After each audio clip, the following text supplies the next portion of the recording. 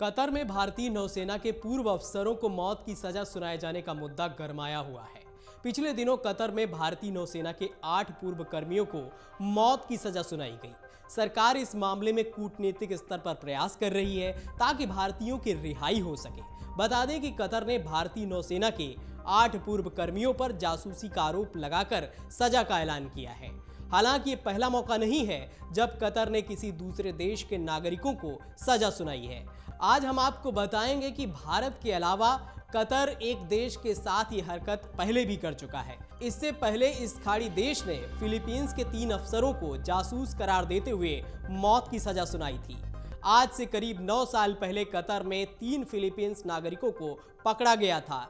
इनमें से एक आरोपी को फांसी की सजा सुनाई गई थी, जबकि 2 अन्य आरोपियों को आजीवन कारावास की सजा सुनाई गई थी।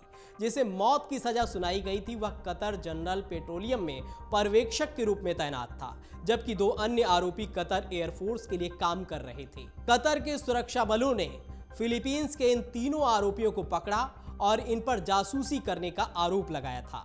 दोहा स्थित कतर की कोर्ट में कहा गया था कि कतर वायुसेना के लिए काम करने वाले दोनों आरोपी कतर पेट्रोलियम के लिए काम करने वाले 3 फिलीपीनी नागरिकों को जानकारी मुहैया करा रहे थे, जो कि इसे फिलीपींस सरकार तक पहुंचा रहे थे। दोनों आरोपी इस काम के बदले पैसे ले रहे थे। ये मामला राष्ट्रीय सुरक्षा से जुड़ा हुआ है।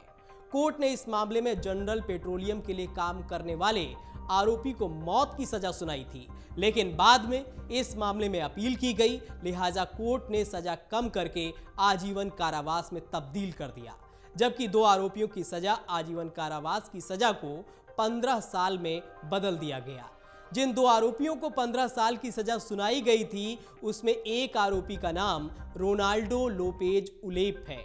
इस फैसले के बाद कतर में फिलीपींस के राजदूत ने कहा था कि सजा में कटौती का स्वागत है, लेकिन आगे अपील की जा सकती है, लेकिन अपील नहीं की गई थी। इस केस में सबसे अहम बात यह थी कि कतर कोर्ट ने अपील के बाद मौत की सजा पाए आरोपी को राहत देते हुए उसकी सजा आजीवन कारावास में बदल दी थी। ऐसे में भारत के पास 2 विकल्प हैं। पहला, भारत इस मामले को अंतर्राष्ट्रीय कोर्ट में ले जाए।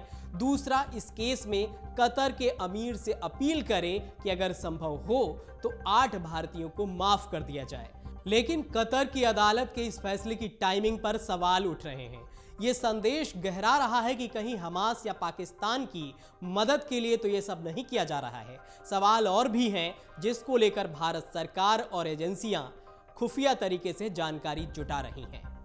अगर आप ये वीडियो YouTube पर देख रहे हैं तो हमारे चैनल को सब्सक्राइब करें और बेल आइकन को दबाना ना भूलें। अगर आप Facebook पर ये वीडियो देख रहे हैं तो हमारे पेज को लाइक करें।